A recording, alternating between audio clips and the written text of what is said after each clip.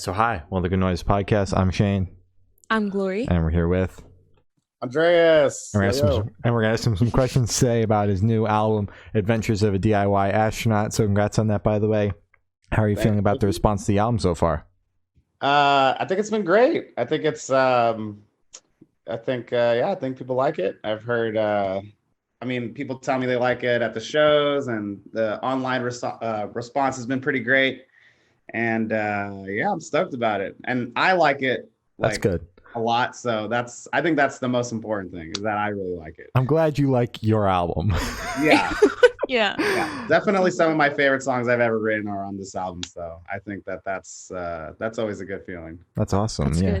good. The record's very good. I listened to it today. It's Appreciate it. Yeah. Mm-hmm. Yeah, I really enjoyed it. It made like younger me in the theater kind of era that I liked really happy because it had those elements. So absolutely. Well done. Absolutely. Yeah. I was a theater kid growing up, so Fair enough. That's perfect. It definitely shines through. I'm glad that that's apparent. Oh, for sure. Yeah. So is there any meaning behind the album title or cover art? Yeah, so the album title, I actually got the idea from a Daniel Tosh sketch. I don't know if you guys have seen Tosh.0, but it's a show where it's kind of like America's Home. No, hold on. It's a show where Daniel Tosh, he's a comedian, and he basically like watches like really funny YouTube videos, and then like these are like ridiculous people on YouTube making videos, and then he eventually like goes out and he like interviews them, or he brings them onto his show. And there was this guy on YouTube who he was like making his own rockets, and he was trying to like fly himself out to space. Oh no. Yeah, it's always ridiculous stuff. And so Daniel Tosh was like interviewing him and like kind of making fun of him. And he was like, all right, well, let's see what this DIY astronaut has to say. And I thought that was a really cool term, because just like when I hear the word DIY, I'm thinking like, oh, like an independent artist, do it yourself. And I'm an independent artist, so that term just kind of resonated with me, and it also felt just funny, like, I don't really take myself too seriously, kind of thing. So yeah, just threw the adventures on it. I think I was also playing around with the ideas of like memoirs of a DIY astronaut, like that. But adventure is just, the alliteration, and it felt more fun. For sure. Yeah. And then the cover art, is there any meaning behind it? Oh yeah, so basically every album I try to do like a different theme. And the theme, so the DIY astronaut theme came pretty easy. Okay, just buy an astronaut suit online, take some pictures, let's do You're it. set. Yeah. Love it. Yeah. So I'm always I think that, like, like I said, being a theater kid, I think that costumes and props and outfits are just like a really important thing. So I'm always just like looking for something new to wear, or like some new character to portray myself as. Definitely. And do you usually have like some of those themes kind of planned out already? Like, do you have your next album theme planned out, or does it usually just come to you, like the astronaut thing, where you just heard it and you're like, ooh, I'm going with that? I'm usually lucky enough to where things just come to me. I kind of just wait till I have like a body of maybe like 5 or 6 or 7 songs, and then I'm like, all right, I need to start thinking about what the theme is, kind of thing. And the theme of the music is always just kind of the same. It's like this reflecting on the past and dealing with growing older. That's kind of always been the theme of my music, but it's like, how do I like give that a new spin this time? Yeah. And I think actually with the next album that I'm doing, I'm going to continue a little bit of the astronaut stuff. Okay. Yeah, but I don't know. We'll see what happens. Okay. All right. Yeah, gotta pick your brain about this new album for a second. Is it like, is it being written? Is it being recorded? Is it recorded? Like, yeah, I'm basically like halfway done writing the songs. Okay. I'd like to finish writing the other half within the next, hopefully this year, and then I'll go record it and try to get it out probably next year or something. Okay. Wow. Yeah, I moved pretty quick. Yeah, I'm like constantly like working on the next thing. I have like all the ideas and everything. So Wow. I respect that. So are you just always kind of on the go? Do you never, need some time off, or is writing your time off? I feel like touring is time off away from writing. Mm-hmm. And just like living is, like, I don't know. I don't, the weird thing is like, I don't write every day. I don't write every week, but I will like sit myself down and like, write for a day or something. And I actually really need to step away from writing as much as possible in order to write. Because, I don't know. I just get like, I don't know. I guess I get like writer's block pretty easily, but like when I do, like when I'm touring a lot or when I've taken a lot of time away from writing and I do sit down and do it, like all these ideas just keep coming out. So exactly, yeah. I do like to just, chill and listen to music as much as possible and like get inspired by different genres and, vacation or whatever. Like I was in Puerto Rico last week. Nice. I was, like I met some friends there and they were like showing me a bunch of bands that I never heard of. And I don't know, I'm just like taking it all in and enjoying it. Like I don't feel like this urgency to like write because I know that like if I just sit myself down, I'm gonna write and I'll have an album out next year kind of thing. Yeah. I get that. Yeah, so I kind of but it's weird. I take a lot of time off for writing, but I do like end up writing pretty quickly. Exactly. Yeah, you gotta give yourself time to cool off, and then you just go again. Yeah. So we definitely did touch on this, but if you'd like to go more in depth, you can. Can you tell us a little bit about your writing process for this album specifically? It's usually all the same. I really just sit down and come up with something or I'll hear like a song and I'll be like, oh, I want to do something like that. So like, with my future ex-wife, I was listening to a lot of like salsa music and I was just like, I want to do like a salsa song, but like where the guitar part is playing what the piano would be playing. Yeah. I'll just come up with like little ideas like that. It's like, so like I was listening to a lot of salsa and so I had that idea. And then like I kind of like came up with this like, this riff. And then I was like, oh, okay, that sounds like something that the piano would be playing like in a salsa song. And then I kind of just went from there. And, I like adding the salsa elements, like with the percussion, but then, adding the rock elements kind of thing. And then with some of the other songs, actually, a lot of the songs on this album, I would just like hum something in my head. And then I would kind of just like record it on my phone. Yeah. And I think actually on this album, I had a few songs that I did like a few more than usual. Like there's a song called Prom 2012. And I don't know, I was just doing the dishes one day and I just had this like da na na na na na da na na na na, and I don't know, just this melody was in my head. I mean, this melody is kind of like a combination of a bunch of other melodies like put into one. So I think my brain like maybe was trying to hum a different song and ended up humming this song. And I just recorded it and I have like a voice thing on my phone. I was just like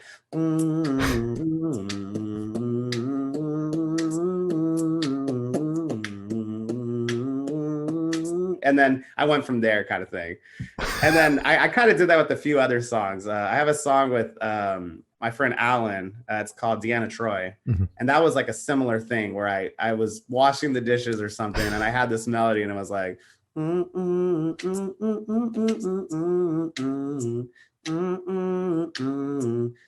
don't know, like I'm always having these like melodies in my head. And I just kind of laid it down. That's badass. That's kind of how that happened. Wow. That's really cool. Like I'm just blown away because like we interviewed Joshua Travis and he did something similar where he was like, I get these things, like I make full songs in my head and I try to put them all like into my phone like through a voice memo while I'm driving. Like do you ever like do you come up with an idea and it's just like so incoherent where you're like, I actually have no idea what I was trying to do there into my phone here? No, it's always like very clear. I don't know. Like I feel like even when I'm not working on music, my brain is working on music. And like this melody, like even even when I showed that song to Alan, like initially he was like, I don't really get like the timing of this song. And I was like, no, it's like this. It's like It makes sense to me.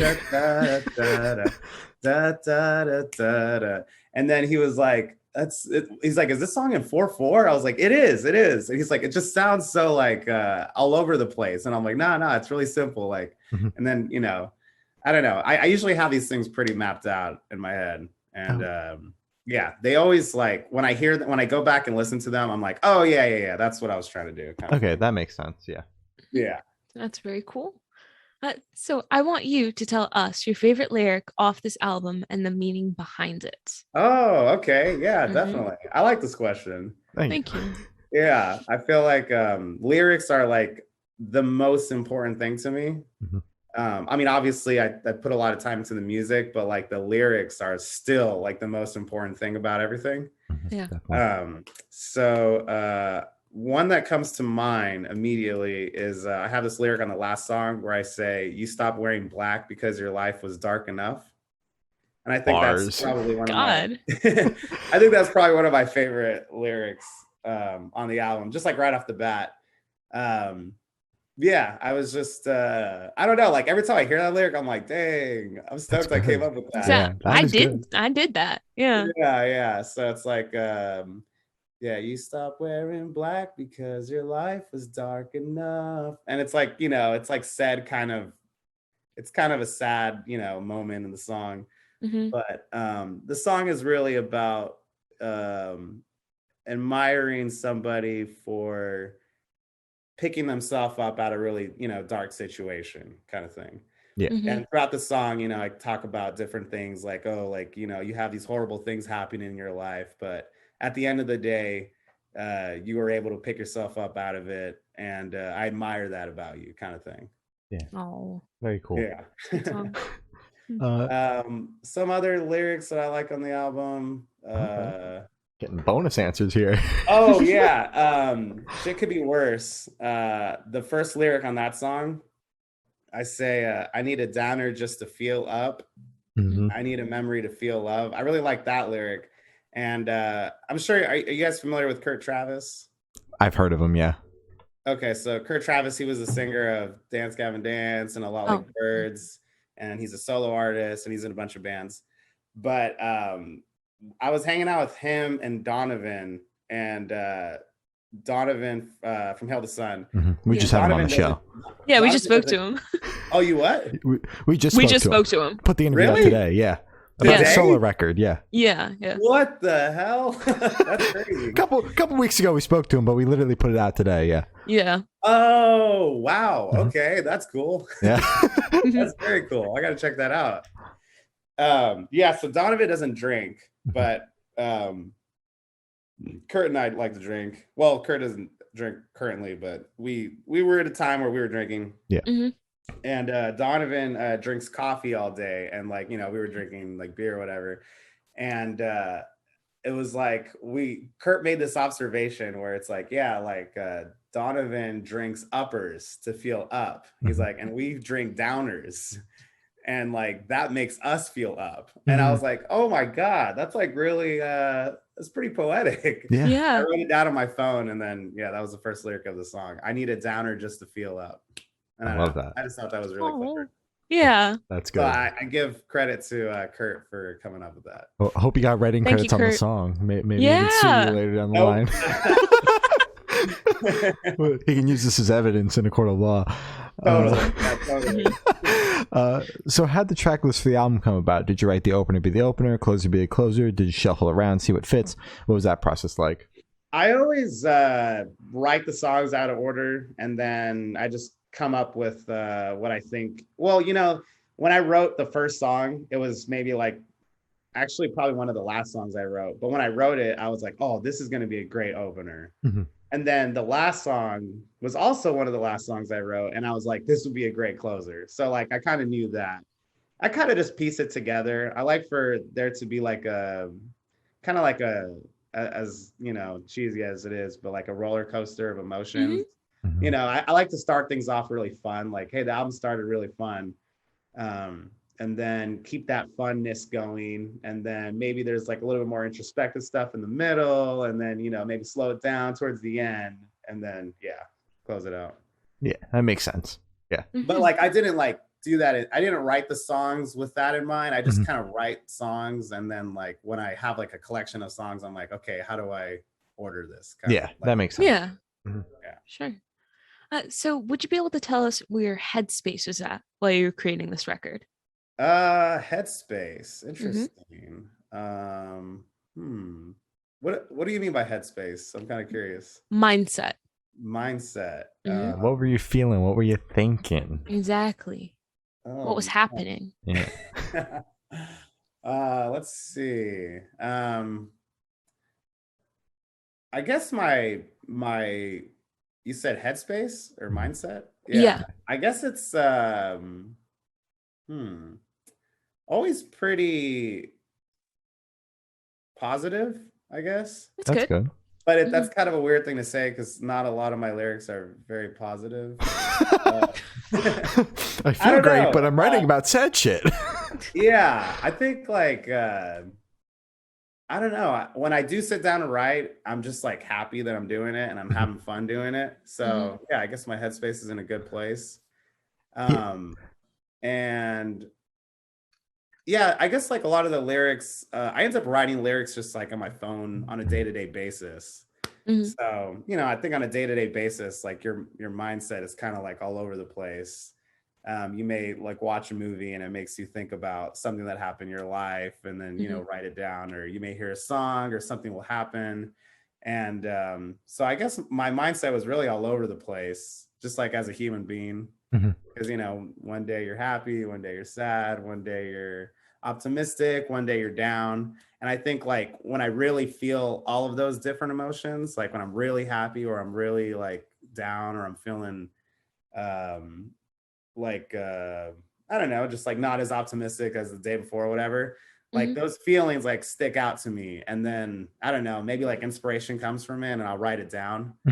And then depending on like how the song is sounding, like how like whatever the music is starting to sound like, I'll kind of like thumb through my phone and be like, oh, this lyric that I wrote the other day when I was like really down on myself, like it would fit right here.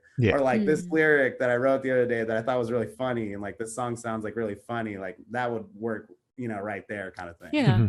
And so I think for this album and for all my albums, it's always just like a reflection of all the emotions that I think a human feels on a day-to-day basis. And just kind of like from gathering like what you said about your writing process and everything, it seems like you would have trouble having like one headspace for a collection of songs, since it's like you don't really sit down and you're like, I'm writing a record. You're just like, I wrote a song today, and then you forget about it for 6 months, and then you write another one, Yeah. Exactly. Yeah. That's correct. Yeah. Because I will like take a long time off from writing. But then like I'll come back to it, and then it's like, I have 3 new songs now or something. Yeah. You make up for that lost time. Yeah. So how do you recommend your fans to listen to this album for the first time, even though it's been out for many months?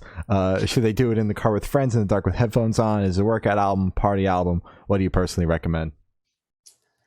That's a great question. I remember like Tom DeLonge from Blake and Angels and Airwaves.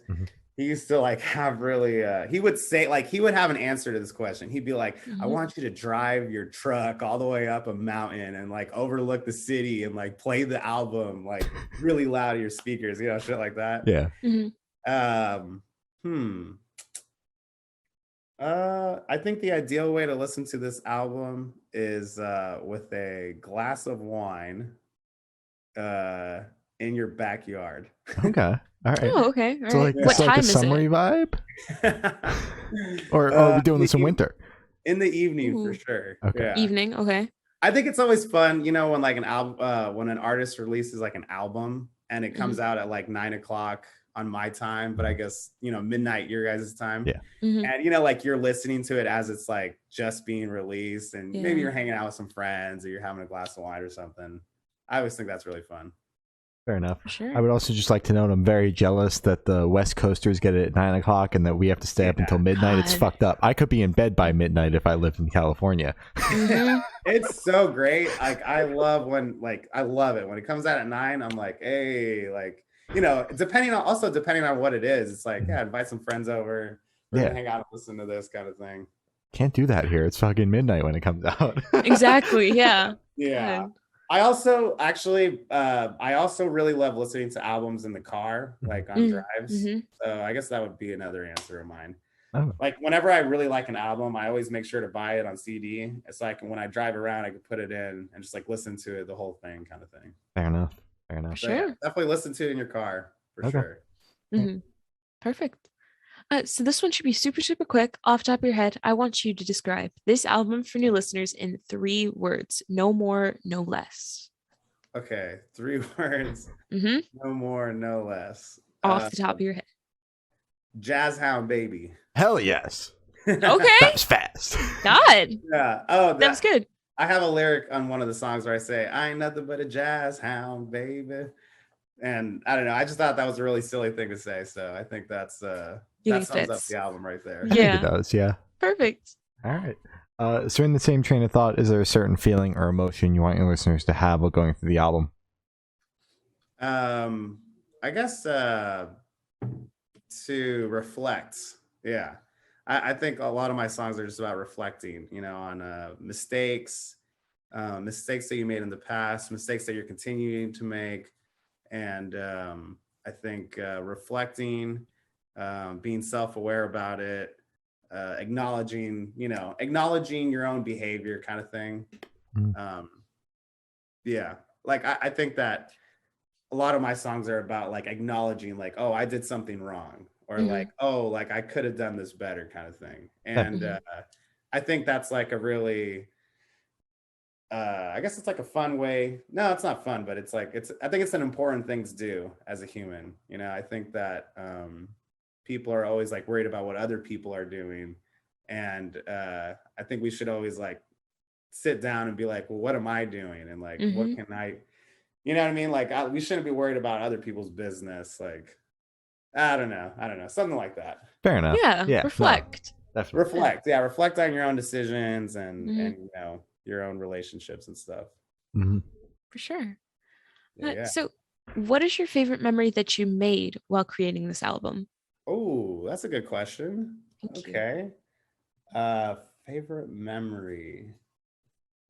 We recorded the drums separately with so I recorded most of it at my friend's house. And the drum, whenever we do the drums, we always make sure to like rent out a studio to do it. Yeah. And we did the drums on this album with I don't know if you guys are familiar with Bo Burchell. He's the guitar player of Seosin. Heard of Seosin, yeah. He's also a producer, engineer kind of thing. Yeah. So yeah, we he lives in Temecula, and so my friend that plays drums and my friend that's one of my producer and engineers, they're really good friends of mine. And so you know, we went out to Temecula, and you know, just watching my friend play drums all day was really fun. Yeah. Bo's a really cool guy. We were all just laughing and joking around, and afterwards my drummer and my friend, we went out in Temecula and we had like really fancy burgers and wine. Nice. It was just a good time. So I think that's just like off the top of my head, like a really fun moment in making the album. That's good. I like that. That's a good memory. Yeah. Yeah. My drummer, there, on the last song, there's like this like whole brush part. So he's like playing with the brushes. And I've never done that before, but I've always wanted to. And so watching him like play the brushes, you know, because I love jazz music, and just like watching that like happen was just like really cool. And having that, you know, be on the album, like finally having brushes on the album was really fun. That's awesome. Hell yeah. So picture this: you're on tour, you're at a gas station for a rest stop. What is your snack of choice? Oh, that's also a good question. We're getting into the food portion of the interview now. Yeah. I'm glad that you guys aren't asking me like, so how'd you get started? You know? Yeah, we cut that question a while ago. Yeah. I'm really happy about that. Favorite snack? I love Takis. Well, actually, to be honest, I'm not really much of a snack guy. Okay. But if I'm really hungry and I'm on tour, yeah, I'll get some Takis. Yeah. I'll get some Pringles. Yeah. Or I really, it's weird. You know the flavor twists, the Fritos flavor twists, like barbecue. I don't know those. No, Tate. Remember, that was what Tate was talking about, the flavor twist ones. Yeah, I still haven't had them. Okay. I feel bad. I promised Tate I would get them. I still haven't had them. I'm sorry. Continue. They're really good, but like for some reason I can't get through a whole bag of them. Like for some reason, like halfway through the bag, I'm like, I'm over this flavor. Fair enough. They're really good. They're like insanely good, and like those with bean dip are also really good. Oh, that sounds good. Flavor twists with spicy bean dip. Yeah, it's so good for you. You're making me hungry, man. Yeah, I'm also a beef jerky kind of guy. Like yeah. Are you black pepper or sorry, Shane? Black pepper or God, what, a teriyaki? Oh, probably black pepper. Yep, I love teriyaki. Like anything teriyaki, I love it. But for some reason, the beef jerky teriyaki, I don't know. It's not my favorite for some reason. It's good. Maybe you haven't had the right brand yet. Yeah, maybe I haven't had the right brand. Yeah, that's true. Yeah. But then again, it really does vary because some are just kind of It varies. Yeah, it varies. It's kind of like barbecue sauce for me. I feel like sometimes barbecue sauce can be really good, or sometimes it's like, this is just sugar. Yeah. I also Oh. really like coconut water. So Yeah. whenever they have coconut water, I'm always down to get some coconut water. Boo. Do you like the coconut water with the chunks of coconut in it? I do, yes. Oh, get out. I can't talk to you anymore. It's I really disgusting. like that. No. Once I get to the end, I'm just like chewing on it. You know? It's a snack inside of a bottle. I shouldn't chew a drink. Like that's the point of a drink. I don't have to chew. I like pulp and orange juice as well. It's fucked up. Okay, pulp is fine. I let pulp pass. That's good. That's good.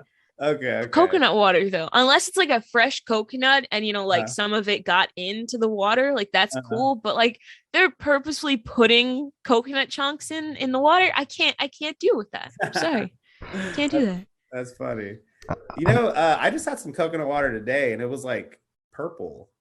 Purple? Yeah. Did it have any like was it like grape? It said on the bottle, it said something about that coconut water like naturally turns this color over time.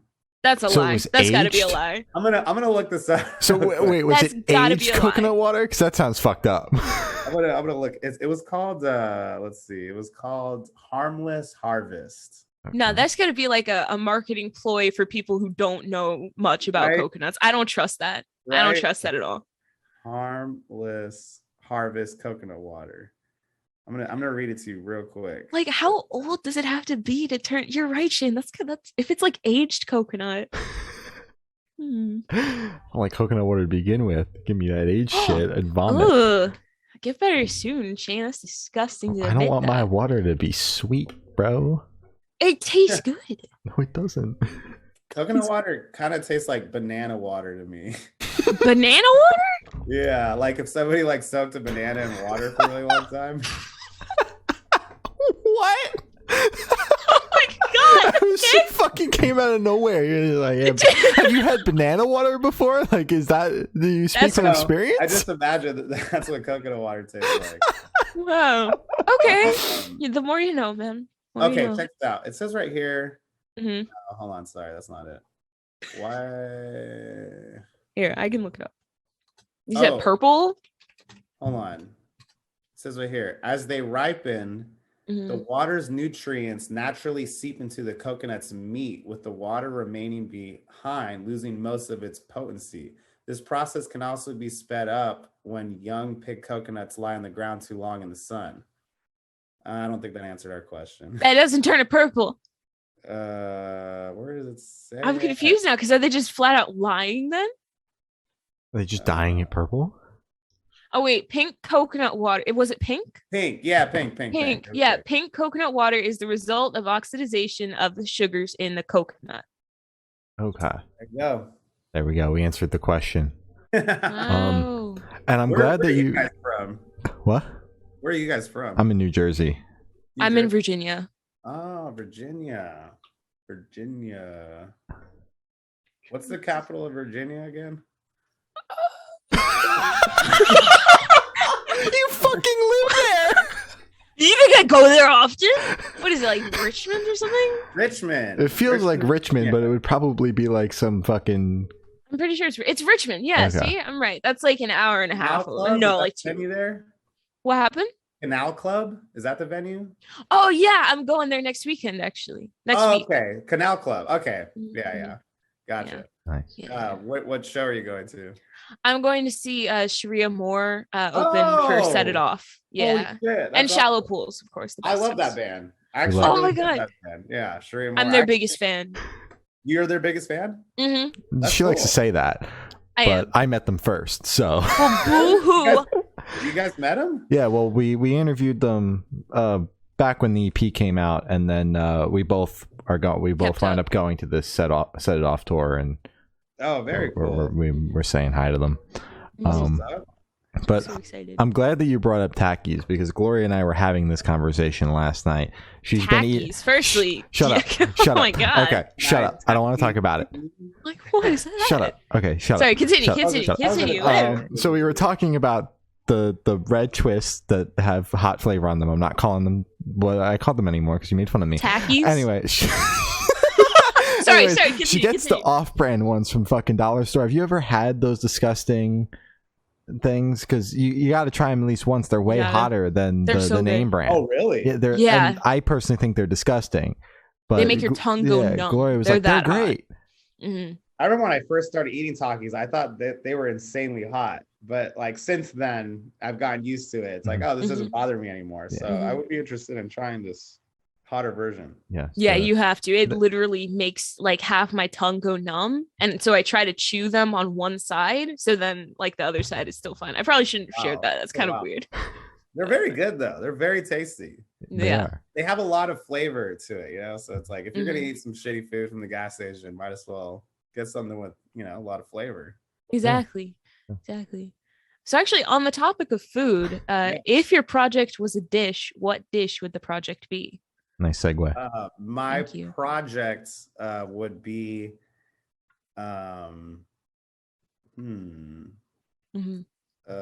it would be a pan-fried piece of salmon with cooked with lemon, of course, and some black pepper, and a little bit of seasoning, with some chopped up caramelized onions on top. Ooh, okay. And then with some rice and arroz con gandules. It's like rice with pigeon peas. Oh, yeah, yeah. And some beans. That would be the dish right there. All right, it's a very good dish. Nice. And oh wait, shoot, wrong question. I was about to question. You went into so much detail that you thought it was the next question. Yeah, sorry. So we're gonna shift completely away from music and your music project, and we're gonna go straight to Death Row. Boom. So if you could, if you could be on death row, if you're on death row, what would your last meal be with drink? Let's see. You know what? I'm gonna go with I'm gonna go with that meal that I just described. There you go. Okay. And what are you washing it down? With a glass of Cabernet. Okay. Ooh. All right. Yeah. Okay. A little bit of a wine now here. Yeah, I can tell. You've brought it up on like 3 or 4 separate occasions throughout the interview. You're like, we were relaxing, having some wine. I'm like, I think this guy likes wine. Yeah, I got wine on my mind. Love that. Perfect. So if you could live in one fictional world for a week, where would you live? That's a great question. Thank you. I would live in the Attack on Titan world, so I could see a Titan. Okay. Would this be? Have you finished the series? I've finished reading it. The series isn't done, but I'm not caught up with the latest episodes. But I did finish reading. Never mind then. I was gonna ask a question. Don't want to spoil anything for you, so we're gonna move on. No. I've read the whole thing, so I know what happens. You know what happens? So Yeah. is it pre or post What do you mean? him, taking out almost everybody on the planet? What do you mean by that? I feel it. Are you okay? No, I know everything that happens. You know everything. I know what happens. Yeah. So Yeah.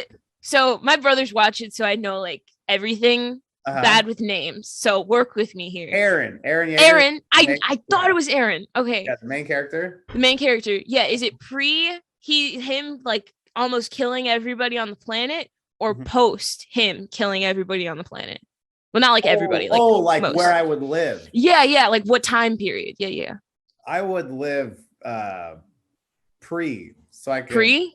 Yeah. Okay. I could see the tie-ins. Okay. Yeah. That's okay. the main thing. I want to see some big ass tie-ins. You just want to see the Titans, yeah. Running around and shit. Yeah. Okay. That's cool. All right. So I have the honor of asking the last question, and every single person that we've spoken to have said that it is the most important question. Oh, okay. What is your favorite color? Oh, wow. My favorite color is green. Nice. Yeah, I don't know why. It's just always my favorite color. I don't really wear much green, and I don't ever use green in any of my music choices now that I'm thinking about it. But for some reason, I just think green's a great color. Fair enough. Yeah. So as I said, that's all the questions we have today. Is there anything that you would like to plug? I'm doing a tour in July with this band called Brick and Mortar and this other band called America Part 2, and it's mostly East Coast states. So I think I'll be out in your guys' neighborhood if you guys want to come out. And, I'll be there. I'd like to plug that. And then I'm playing some shows in Texas next month. Nice. The So What Festival and show at the Fall of Troy. Nice. Oh, wow. Yeah. Congrats on So What. That's awesome. Hey, I appreciate that. Thank you. We just spoke to Mike. Like, that's really cool. Really? Yeah. You guys we just put that out like yesterday, I think. Oh, wow. Yeah. You guys are out there, huh? Trying our best. Yeah. That's what's up. Well, thank you for now. It's been Andreas, and we have been the Good Noise Podcast.